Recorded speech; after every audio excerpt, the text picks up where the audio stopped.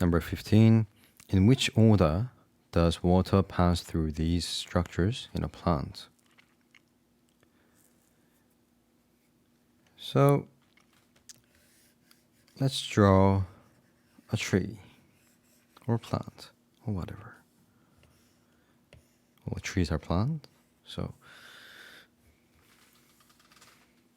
okay. The water outside the root, in the soil, they get sucked in, of course, by the root hair cells within roots, and then they get transported to the leaves through a pathway called xylem. And then as soon as it reaches the leaves,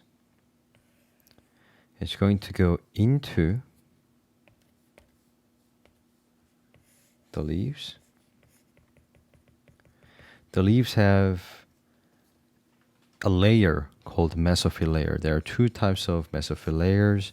One is palisade mesophyll layer. The other one is called spongy mesophyll layer. So they enter this mesophyll layer.